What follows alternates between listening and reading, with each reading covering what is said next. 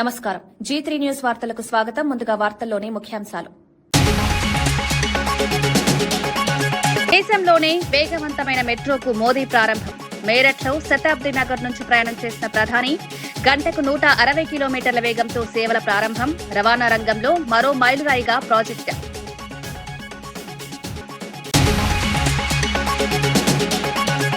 బాన్సువాడకు వెళ్లే ప్రయత్నంలో రామచంద్రరావు అరెస్ట్. తార్నాక నివాసం వద్ద అదుపులోకి తీసుకున్న పోలీసులు. కార్యకర్తల నిరసనతో ఉద్రిక్తత నెలకొన్న పరిస్థితి. చట్ట సమాధాన దృష్ట్యా చర్యలన్న పోలీసుల వివరణ. వెంకటేశ్వర స్వామికి జగన్ క్షమాపణ చెప్పాలని పల్లా. భక్తుల మనోభావాలు దెబ్బతీశారన్న టీడీపీ ఆగ్రహం. రాష్ట్ర వ్యాప్తంగా నిరసనలు చేపడతామన్న హెచ్చరిక. భక్తి అంశాన్ని రాజకీయాలకు వాడొద్దన్న పిలుపు.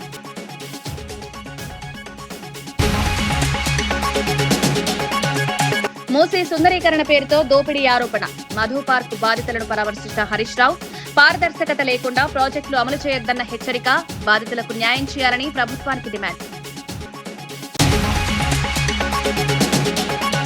మదనపల్లి ఘటనపై కాకాని పూజిత కూటమిపై ఫైర్. మహిళల భద్రతలో ప్రభుత్వం విఫలమైందన్న ఆరోపణ. అక్రమ కేసులు పెట్టినా పోరాటం ఆగదన్న హెచ్చరిక. జగన్ హయాంలో బెల్ట్ షాపులు నిర్మూలించామని వ్యాఖ్య. తెలంగాణ బీజేపీ రాష్ట్ర అధ్యక్షుడు రామచంద్రరావును పోలీసులు అరెస్ట్ చేశారు. బాన్సువాడలో జరిగిన ఘర్షణల నేపథ్యంలో అక్కడికి వెళ్లేందుకు ఆయన ప్రయత్నించారు. నిన్న రాత్రి నుంచి గృహ నిర్బంధంలో ఉంచిన పోలీసులు తార్నాక నివాసం నుంచి బయలుదేరిన వెంటనే అదుపులోకి తీసుకున్నారు. బీజేపీ కార్యకర్తలు అడ్డుకోవడంతో అక్కడ ఉద్రిక్తత నెలకొంది. తోపులాటలు చోటు చేసుకున్నాయి. పలువురు కార్యకర్తలను కూడా పోలీసులు అదుపులోకి తీసుకున్నారు. ఈ ఘటనతో రాష్ట్ర రాజకీయాలు ఒక్కసారిగా వేడెక్కాయి. బాన్సువాడలో పరిస్థితులపై ఆందోళన వ్యక్తం చేస్తూ వెళ్లారని రామచంద్రరావు భావించారు. అయితే చట్ట సమాధాన భద్రతల దృష్ట్యా చర్యలు తీసుకున్నామని పోలీసులు చెబుతున్నారు. అరెస్టు నేపథ్యంలో పార్టీ శ్రేణులు నిరసన చేపట్టే అవకాశం కనిపిస్తోంది.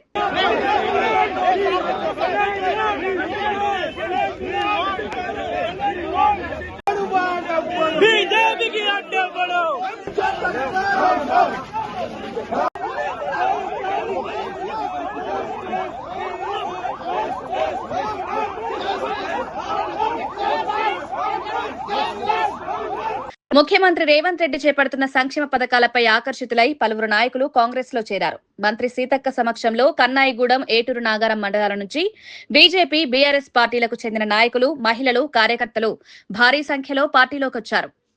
మహిళా సాధికారత కాంగ్రెస్ ప్రభుత్వంతోనే సాధ్యమన్నారు. ఈ కార్యక్రమంలో జిల్లా, మండల స్థాయి నాయకులు పెద్ద సంఖ్యలో పాల్గొన్నారు. చేరికలతో ములుగు జిల్లాలో కాంగ్రెస్ బలం మరింత పెరిగిందని పార్టీ వర్గాలు చెబుతున్నాయి. ఎప్పుడు వచ్చినా ఏదైనా లోకల్ గా మనోళ్ళు ఎవరైనా పట్టించుకోకుంటే మా దాకా తీసుకురండి, కాపాడుకుంటాం. అయ్యో మమ్మల్ని ఈ నాయకుడు పట్టించుకోలే, ఈ నాయకుడు పిలవలే, ప్రోగ్రాం చెప్పలేదు, ఎక్కడ బాధపడకండి. ఏదన్నా కూడా నా దాకా తీసుకురండి. నేను ఎప్పుడు కూడా మీకు అందుబాటులో ఉండే వ్యక్తినే. అందరూ కూడా మన వెనుకబడ్డ ప్రాంతం, ఈ ఊర్లు, వాడలు, పల్లెలు, గూడాలు, తండలు అన్ని తెలిసిన వ్యక్తిగా ఈ ఏరియాను మనము మరి బాగు చేసుకోవాలనే సంకల్పంతో పనిచేస్తా ఉన్నాం. మీరందరూ కాంగ్రెస్ రేపు గర్వపడేలాగా మీ గ్రామాలను అభివృద్ధి చేస్తానని కూడా ఈ సందర్భంగా తెలియజేస్తూ, మరి రేపు వచ్చేటువంటి అవకాశాలను బట్టి మరి అందరినీ కలుపుకొని పోయి మీకు కూడా అవకాశాలు ఇస్తామని తెలియజేస్తూ అందరికీ నమస్కారం. ప్రోగ్రాం కూడా రేపు 2 గంటలకు అందరూ మన తుపాకులగూడెం మూల కాడ ఆడ ఉంటే మరి దాన్ని బట్టి మనం అటు పోవడా, ఇటు హెలికాప్టర్ కాడికి పోవడా అనేది ఆలోచన చేద్దాం. అందరూ అక్కడ భోజనాలు ఎక్కడ పెట్టారు. నెల్లూరులో నిర్వహించిన మీడియా సమావేశంలో వైఎస్ఆర్ కాంగ్రెస్ మహిళా విభాగం వర్కింగ్ ప్రెసిడెంట్ కాకాని పూజిత తీవ్ర విమర్శలు చేశారు. మదనపల్లి మైనర్ బాలిక విషాదానికి కూటమి ప్రభుత్వం బాధ్యత వహించాలన్నారు. రాష్ట్రంలో మహిళలకు రక్షణ లేకుండా పోయిందని ఆగ్రహం వ్యక్తం చేశారు. అక్రమ కేసులు పెట్టినా పోరాటం ఆపమని హెచ్చరించారు. జగన్ హయాంలో బెల్ట్ షాపులు నిర్మూలించారని గుర్తు చేశారు. ప్రజల్లో న్యాయం జరుగుతుందన్న నమ్మకం లేదని వ్యాఖ్యానించారు. రకరకాలుగా పర్మిషన్స్ ఇచ్చి విచ్చలవిడిగా మద్యాన్ని పంచుకుంటారు. ఎప్పుడైతే మద్యం అవైలబిలిటీకి వచ్చిందో ఆ మద్యం తాగినటువంటి వ్యక్తి మహిళల మీద అత్యాచారం చేస్తుంటే దీన్ని ఏ రకంగా అడ్డుకోవాలి అనేటువంటి కనీసం ఆలోచన చేయట్లేదు ఈరోజు ప్రభుత్వం. అంటే పరిస్థితి ఆలోచించుకోండి. అడ్డుకోవట్లేదు, ప్రోత్సహిస్తుంది. నేను ఈరోజు ప్రభుత్వాన్ని ప్రశ్నిస్తున్నారండి. ఇప్పుడు మద్యం మత్తులో ఇది జరిగింది, దాని బాధ్యత ఎవరు తీసుకుంటున్నారు? కారణం మీది కాదా, మీరు తెచ్చినటువంటి లిక్కర్ పాలసీ కావా? రోజు ఈ ఘటన జరిగింది, ఎంత విషాదంలో ఉన్నారు అందరూ. మద్యం ఏర్లై పారుతుంది, మద్యాన్ని ఎవరు పక్కన ఇచ్చేయలేకున్నారు, ఆపలేకున్నారు, దాన్ని అడ్డుకోలేకున్నారు. ఒకప్పుడు మాకుండే లిక్కర్ పాలసీలకి ఇప్పుడుండే లిక్కర్ పాలసీలకి అంత తేడా ఉంది. సాక్షాత్తు ఈ రాష్ట్ర హోంమంత్రే చెప్పారు ఏమని, మద్యం మత్తులో ఇది జరిగింది అని. అంటే మీకు ఐడియా ఉంది మద్యం మత్తులో ఇది జరిగిందంటే మద్యం వల్ల మహిళల మాన ప్రాణాలకి హాని అనేది మీకు తెలుసా తెలీదా? తెలిసే కదా ఆ స్టేట్మెంట్ పాస్ చేశారు. అప్పుడు మద్యం అటు విధంగా మద్యం మీకు దొరకకుండా ఉండేందుకు మీరు ఏ స్టెప్స్ తీసుకున్నారు? అటువంటి స్టెప్స్ ఏం తీసుకోరు. గంజాయిని అరికడతామన్నారు, మద్యం వల్ల ఇబ్బందులు వస్తున్నాయని తెలుసుకోని వాటిని నియంత్రించాలనేటువంటి ఆలోచన లేదు. మీ ఆలోచన అంటే తిరిగి తిరిగి ఏమొస్తుంది, మేము బాగా పాలిస్తున్నాము, ప్రజలు సంతోషంగా ఉన్నారు, మేము సంతోషంగా ఉన్నాము, కాబట్టి ఎక్కడ లా అండ్ ఆర్డర్ లో ప్రాబ్లమ్సే లేవు అనేటువంటి విషయం మీరు చెప్పి అది మేము నమ్మాలి. ఇది ధోరణి ఎట్టుందని అంటే కళ్ళు మూసుకొని పిల్లి పాలు తాగి నన్ను ఎవరు చూడలేదు కాబట్టి నేను చూడకుండా పిల్లి పాలు తాగేసాను అనుకుని వెళ్ళిపోద్ది. అదేవిధంగా మీరు అంటే సరిపోద్దా అండి పాలన బాగుంది అని చెప్పి? ఈరోజు Madanapalle incident is not just example of your failure. దేశంలోనే అత్యంత వేగవంతమైన మెట్రోను ప్రధాని నరేంద్ర మోదీ ఉత్తరప్రదేశ్లోని మేరట్లో ప్రారంభించారు. అనంతరం సీఎం ఆదిత్యనాథ్ విద్యార్థులతో కలిసి శతాబ్ది నగర్ నుంచి మేరట్ సౌత్ స్టేషన్ వరకు ప్రయాణించారు. గంటకు 160 కిలోమీటర్ల వేగంతో ఈ మెట్రో నడుస్తుంది. గరిష్టంగా 180 కిలోమీటర్ల వేగం సాధ్యమని అధికారులు తెలిపారు. వేగవంతమైన రైలు సేవలతో ప్రయాణికులకు సమయం ఆదా అవుతుందని పేర్కొన్నారు. దేశ రవాణా రంగంలో ఇది మరో మైలురాయిగా నిలుస్తుందని విశ్లేషకులు అభిప్రాయపడుతున్నారు. वैचारिक रूप से कितनी दिवालिया हो गई है, कितनी दरिद्र हो गई है। साथियों, कोई कल्पना नहीं कर सकता। हम तो वो लोग हैं जो गांव में किसी के यहां शादी ब्याह होता है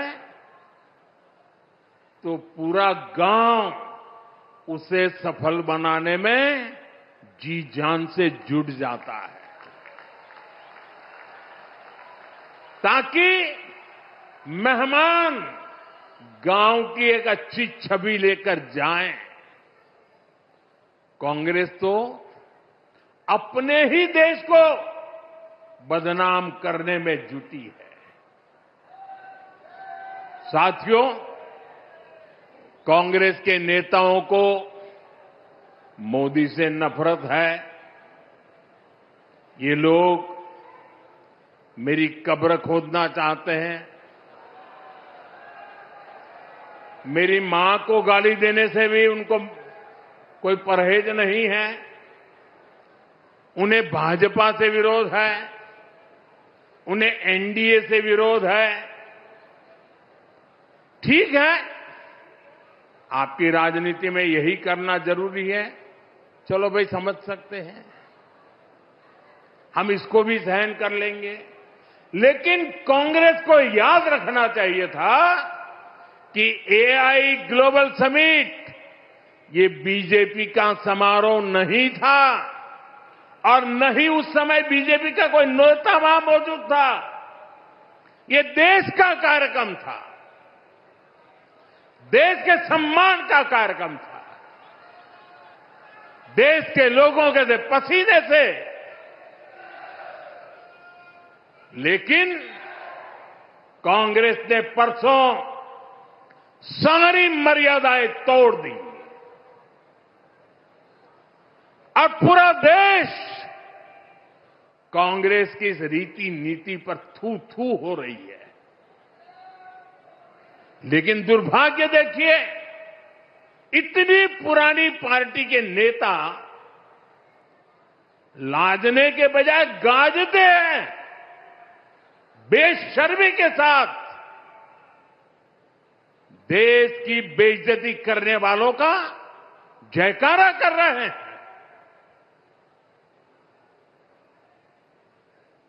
और ये मामला कांग्रेस की हरकतों का लगातार चल रहा है। पार्लियामेंट में क्या किया?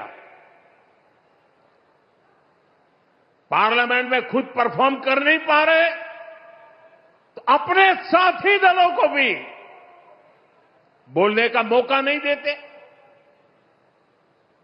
पार्लियामेंट को चलने नहीं देते। और उसका सबसे बड़ा नुकसान कांग्रेस के जो साथी दल है ना उनको हो। వైఎస్ఆర్ కాంగ్రెస్ అధినేత జగన్ వెంటనే వెంకటేశ్వర స్వామికి క్షమాపణ చెప్పాలని టీడీపీ రాష్ట్ర అధ్యక్షులు పల్లా శ్రీనివాసరావు డిమాండ్ చేశారు. తిరుమల విషయంలో చేసిన వ్యాఖ్యలు భక్తుల మనోభావాలను దెబ్బతీశాయని ఆగ్రహం వ్యక్తం చేశారు. భక్తుల విశ్వాసాలపై ఎవరూ ఆటలాడకూడదని హెచ్చరించారు.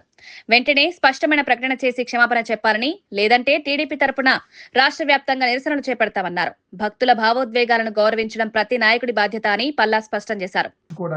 చేస్తున్నటువంటి దుర్మార్గపు ఆలోచన అని చెప్పి ఈ సందర్భంగా తెలియజేస్తారు. త్రేతాయుగంలో, ద్వాపర యుగంలో రాక్షసులు ఉండేవారు. వారు హిందూ దేవాలయాల మీద పడి అవి ధ్వంసం చేస్తుండేవారని చెప్పేసి కథలుగా వినేవారు. కానీ ఇప్పుడు కలియుగంలో నేరుగా చూస్తున్నాం. తిరుపతి దేవస్థానం యొక్క డబ్బులు డైవర్ట్ చేయడానికి ప్రయత్నం చేశారు. గుడుల పైన దాడులు చేశారు. ఈ రోజు నిసిగ్గుగా చెప్పులు వేసుకుని ఫోటో పట్టుకుంటే లేదు ఎక్కడ ఉన్నారు చూపించాను నవ్వుతున్నారు నాయకులు, వైసీపీ నాయకులు. దీనికి ఏం సమాధానం చెప్పాలా? లైవ్ లో వస్తుంటే ఒక్కాసి వీడియోస్ అన్ని క్లియర్ గా కనిపిస్తుంటే రాజకీయంగా వాడుకుంటే ఏం చెప్పాలి?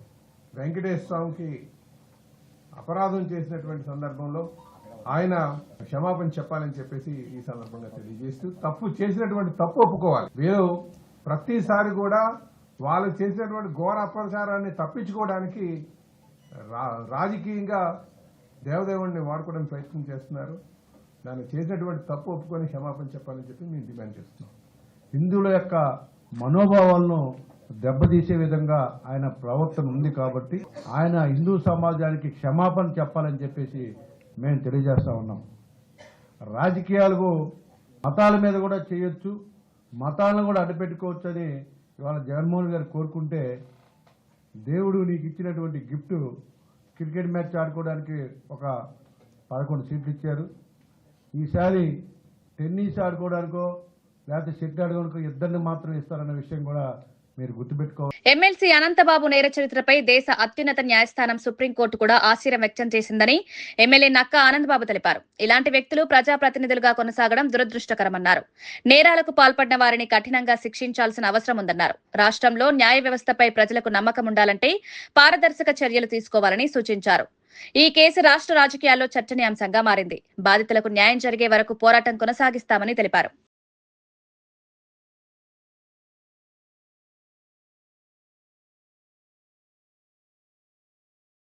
కానీ సిఐ గాని మొత్తం కూడా ఈ కేసును మసిపూసి మారేడుకాయ చేయడానికి పూర్తిగా ప్రయత్నం చేశారు. జైలు నుంచి వచ్చిన తర్వాత కూడా అనంతబాబుకి రెడ్ కార్పెట్ వేశాడు. ఇప్పటికి స్టిల్ ఈ రోజు కూడా అనంతబాబుని పెంచి పోషిస్తా ఉన్నాడు జగన్మోహన్ రెడ్డి. అనంతబాబు గిరిజనుల్ని అడ్డగోలుగా దోచుకున్నాడు. ఆఖరికి ఇతనే గిరిజనుడి కింద దొంగ సర్టిఫికేట్ సృష్టించుకొని పదవులు పొంది రంపచోడవరం ఏజెన్సీ ప్రాంతంలో ఒక పెద్ద స్మగ్లర్. అత్యున్నత న్యాయస్థానం ఈ రోజు ఇతను నేర చరిత్రంతా చూసి ఆశ్చర్యం వ్యక్తం చేసింది. అనంతబాబుతో పాటు వాళ్ళ భార్య కూడా ఇన్వాల్వ్ అయింది ఈ కేసులో. సుప్రీంకోర్టు దాకా పోవడం అంటే వాళ్ళ వల్ల కాదు, వారొక్కరే కాదు, దీని వెనక పూర్తిగా జగన్మోహన్ రెడ్డి ఉంటాడు. ఆర్థిక న్యాయపరమైన సలహాలు కానీ సూచనలు కానీ డబ్బు ఖర్చు పెట్టడానికి కానీ జగన్మోహన్ రెడ్డి పనిచేస్తూ ఉంటాడు. ఇక్కడ పూర్తి స్థాయి నేర స్వభావం, నేరస్తుల్ని ఏ విధంగా చట్టం నుంచి తప్పించాలో అన్ని తెలిసినటువంటి తెలివితేటలన్నీ జగన్మోహన్ రెడ్డికి ఉన్నాయి. ఎప్పుడో 2011లో కేసుల్ని 14 ఏళ్లైనా కూడా సాగదీసుకొస్తా ఉన్నాడు కదా. సుప్రీంకోర్టు ఇప్పుడు టైం బౌండ్ పెట్టి మొత్తం కూడా ఫ్రేమ్వర్క్ ఇచ్చేశారు. పలానా తారీఖుల్లా విచారణ జరగాలి, పలానా తారీఖులో పూర్తి కావాలి, అన్నీ కూడా. అంటే తాను తవ్వుకున్న గోతిలో తానే పడ్డాడు. ఇప్పుడు ఏం చెప్తాడు జగన్మోహన్ రెడ్డి సమాధానం? మూసీ సుందరీకరణ పేరుతో ప్రభుత్వం రియల్ ఎస్టేట్ దోపిడీ చేస్తోందని మాజీ మంత్రి హరీష్ రావు ఆరోపించారు. హైదరాబాద్ లో మూసీ రివర్ ఫ్రంట్ ప్రాజెక్టు కారణంగా ఇల్లు కోల్పోతున్న మధు పార్క్ అపార్ట్మెంట్ బాధితులను పరామర్శించారు. పారదర్శకత లేకుండా ప్రాజెక్టులు అమలు చేస్తే ప్రజలు నష్టపోతారని హెచ్చరించారు. ప్రభుత్వం వెంటనే చర్చలు జరిపి సరైన పరిష్కారం చూపాలని కోరారు. ఈ అంశంపై నగర రాజకీయాలు వేడెక్కుతున్నాయి. అహింసామూర్తి విగ్రహం పెట్టడానికి హింసా మార్గంలో బలవంతంగా మెడ మీద కత్తి పెట్టి మీరు ఇల్లు ఖాళీ చేస్తారా, కూల్చమంటారా అని మాట్లాడుతున్నారు. రేవంత్ రెడ్డి దృష్టిలో ఈ ఎంపీఆర్ అంటే, ఈ అపార్ట్మెంట్ అంటే, ఒక ఇల్లు అంటే ఇటుకలు కావచ్చు. నువ్వు జేసీబీతో కూల్చే ఇటుకల్ని కూలుస్తున్నా నువ్వు అనుకోవచ్చు. కానీ ఒక మధ్యతరగతి వాళ్లకు, ఒక పేదవాళ్లకు అది జీవితాంతం రెక్కలు ముక్కలు చేసుకొని రూపాయి కూడబెట్టుకొని బ్యాంకుల్లో అప్పులు తెచ్చి ఒక కళ నిజం చేసుకుంటారు. జీవితకాల కష్టం, జీవితాంతం ఒక కళ ఈ అపార్ట్మెంట్. నువ్వు కానీ ఓ ప్రొక్లైన్ పెట్టా రాత్రి కూలగొడతా అంటే అది జీవితాలు కూల్చడం. ఆ పిల్లలు కళ్ళల్లో నిద్ర లేకుండా, ఇవాళ కంటి మీద కునుకు లేకుండా పిల్లలు పరీక్షలు ఎట్లా రాస్తారు, అదేవిధంగా ఆ తల్లిదండ్రులు ఎంత ఆందోళన ఉంటారో అర్థమవుతుంది. నీకేంది, నువ్వు జూబ్లీ హిల్స్ ప్యాలెస్ లో బాగానే ఉన్నావు, ఇంకో 100 కోట్లతో ఇంకో ప్యాలెస్ కట్టుకుంటున్నావు. కానీ ఈ పేదల కామారెడ్డి బాన్సువాడలో బీజేపీ శ్రేణులపై జరిగిన దాడిని కేంద్ర మంత్రి కిషన్ రెడ్డి ఖండించారు. ఇది కాంగ్రెస్ అప్రజాస్వామిక చర్య అని విమర్శించారు. పోలీసులు ముఖ్యమంత్రికి కొమ్ము కాస్తున్నారని ఆరోపించారు. ప్రజాస్వామ్యంలో ప్రతిపక్షాల గొంతు నొక్కడం సరికాదన్నారు. రాష్ట్రంలో చట్ట సమాధాన పరిస్థితి దెబ్బతింటోందని ఆందోళన వ్యక్తం చేశారు. ఈ ఘటనతో రాజకీయ వాతావరణం మరింత ఉద్రిక్తంగా మారింది. రోజుల క్రితం బాన్సువాడలో గాని కామారెడ్డిలో గాని ప్రభుత్వం వివరిస్తున్నటువంటి తీరు ఏ మాత్రం న్యాయంగా లేదు, పూర్తిగా దుర్మార్గంగా వ్యవహరిస్తూ ఉంది. అక్కడ మజ్లిస్ పార్టీకి, ఇక్కడ కాంగ్రెస్ పార్టీకి, భారతీయ జనతా పార్టీ వ్యతిరేకంగా, స్థానిక ప్రజల ఆలోచన విధానానికి వ్యతిరేకంగా ఈ ప్రభుత్వం వ్యవహరిస్తూ ఉంది. బాన్సువాడలో కూడా అక్రమ కేసులు పెట్టడం జరిగింది.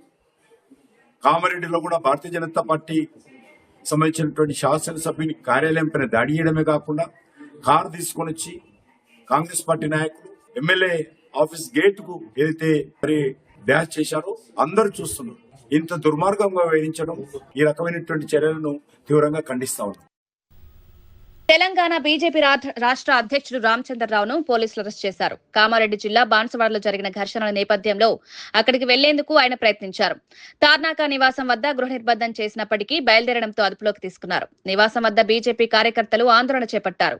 చట్ట సమాధాన భద్రతల దృష్ట్యా చర్యలు తీసుకున్నామని పోలీసులు తెలిపారు. ఈ అరెస్టుతో రాష్ట్ర రాజకీయాల్లో ఉద్రిక్తత పెరిగింది.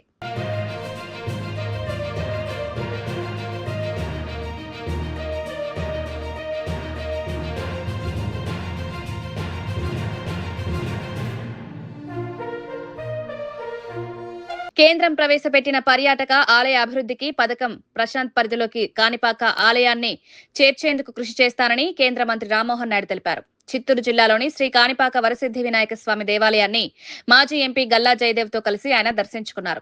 ఆలయానికి చేరుకున్న మంత్రి దంపతులకు, అధికారులకు ఘనస్వాగతం పలికారు. మీడియాతో మాట్లాడిన రామ్మోహన్ నాయుడు ఆంధ్రప్రదేశ్ రాష్ట్రం ప్రపంచ పెట్టుబడులకు గమ్యస్థానంగా మారిందన్నారు. రాష్ట్రంలో పారిశ్రామిక అభివృద్ధి వేగంగా జరుగుతోందని, పర్యాటక రంగ అభివృద్ధికి కేంద్రం నుంచి పూర్తి సహకారం అందిస్తామన్నారు.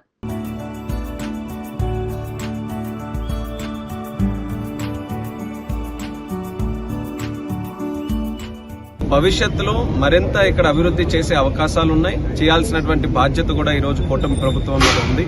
స్థానిక శాసనసభ్యులు కూడా ప్రసాద్ స్కీమ్, కేంద్రం నుంచి ఏదైతే ఆలయాలకి, పర్యాటక కేంద్రాలకి ప్రసాద్ స్కీమ్ ఉందో దానికి సంబంధించి ఈ యొక్క ఆలయం కూడా అందులో పెట్టి అభివృద్ధి చేయాలని వారు కూడా కోరడం జరిగింది. తప్పకుండా నా వంతుగా ప్రయత్నం కూడా చేస్తాం. కేవలం దేశంలో ఉన్నటువంటి పెట్టుబడులే కాదు, ప్రపంచంలో ఉన్నటువంటి పెట్టుబడులకు కూడా ఒక కేంద్రంగా ఆంధ్రప్రదేశ్ రాష్ట్రం తయారైంది. ఆర్టిఫిషియల్ ఇంటెలిజెన్స్ డేటా సెంటర్స్, అలాంటి పెద్ద పెద్ద ఫ్యూచర్ లో వస్తున్నటువంటి టెక్నాలజీస్, క్వాంటమ్ వ్యాలీ, అటువంటి టెక్నాలజీస్ కి ఆంధ్రప్రదేశ్ ఈరోజు వేదికగా తయారైంది. మన యువతి యువకులు ఎవరైతే ఉన్నారో వాళ్ళకి ఉద్యోగాలు ఇవ్వడంతో పాటు సంక్షేమం, అభివృద్ధి ఇవన్నీ చంద్రబాబు నాయుడు గారి తాలూకా పరిపాలనలో మళ్లీ సాధ్యం అవుతున్నాయి. తెలుగుదేశం పార్టీ అధినేత నారా చంద్రబాబు నాయుడిని కలల రాజధాని వ్యూహకర్తగా, అపర భగీరథుడిగా ఎంపీ పెమ్మసాని కొనియాడారు. గుంటూరులో జరిగిన కార్యక్రమంలో మాట్లాడిన ఆయన రాష్ట్ర అభివృద్ధికి దూరదృష్టి కలిగిన నాయకత్వం అవసరమన్నారు. అమరావతి నిర్మాణం కేవలం రాజధాని ప్రాజెక్టు కాదని, అది భవిష్యత్తు తరాలకు బలమైన పునాది అని చెప్పారు.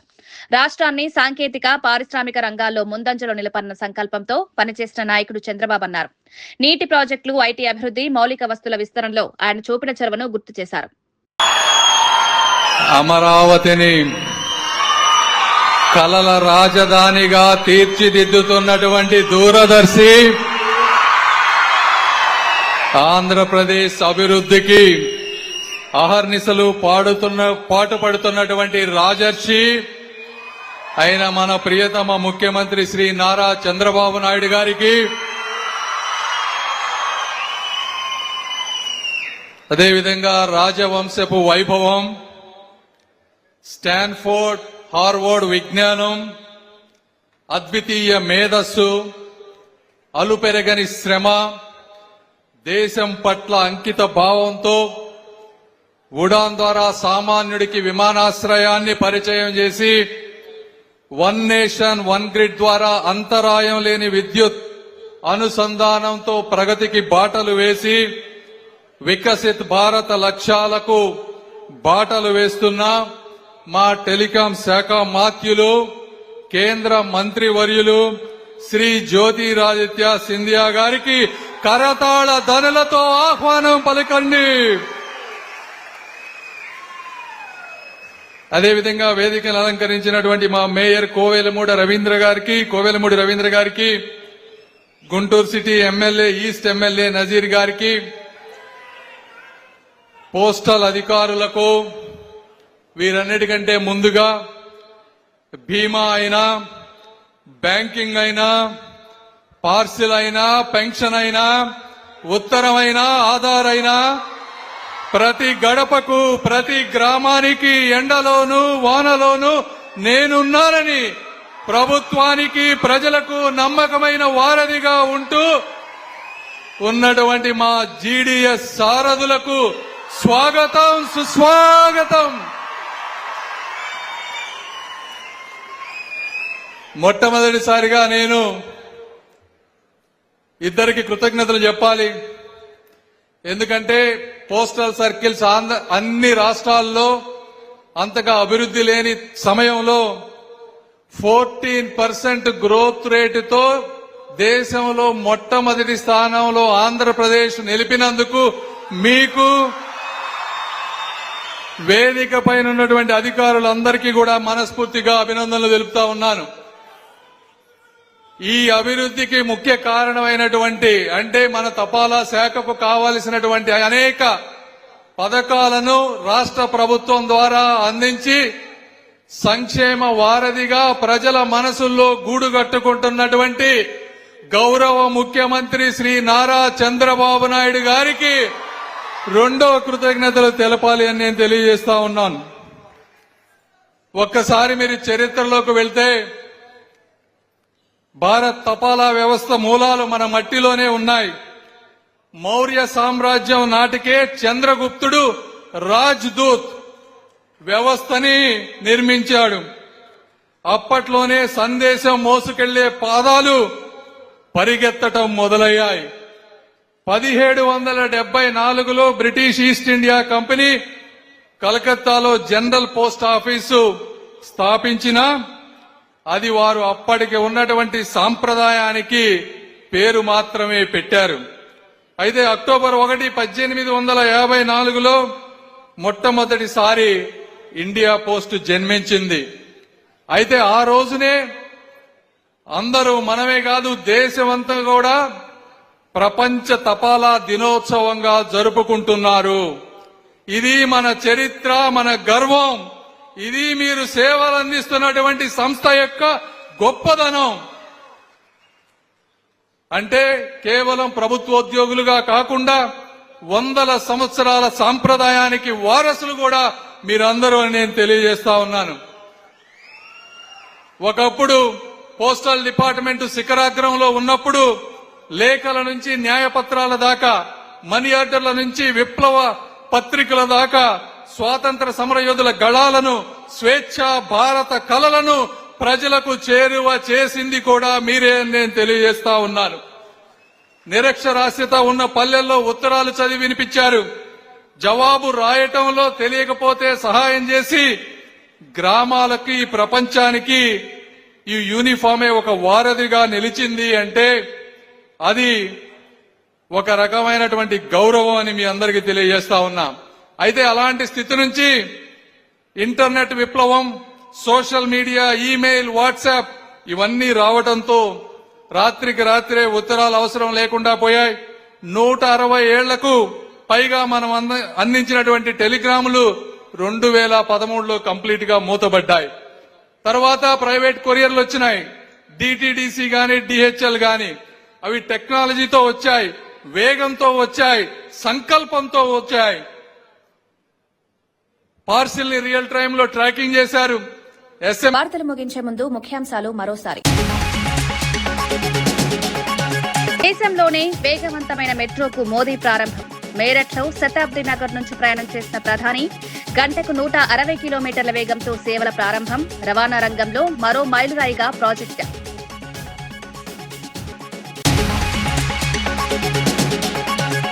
బాన్సువాడకు వెళ్లే ప్రయత్నంలో రామచంద్రరావు అరెస్ట్. తార్నాక నివాసం వద్ద అదుపులోకి తీసుకున్న పోలీసులు. కార్యకర్తల నిరసనతో ఉద్రిక్తత నెలకొన్న పరిస్థితి. చట్ట సమాధాన దృష్ట్యా చర్యలన్న పోలీసుల వివరణ. వెంకటేశ్వర స్వామికి జగన్ క్షమాపణ చెప్పాలని పల్లా. భక్తుల మనోభావాలు దెబ్బతీశారన్న టీడీపీ ఆగ్రహం. రాష్ట్ర వ్యాప్తంగా నిరసనలు చేపడతామన్న హెచ్చరిక. భక్తి అంశాన్ని రాజకీయాలకు వాడొద్దన్న పిలుపు.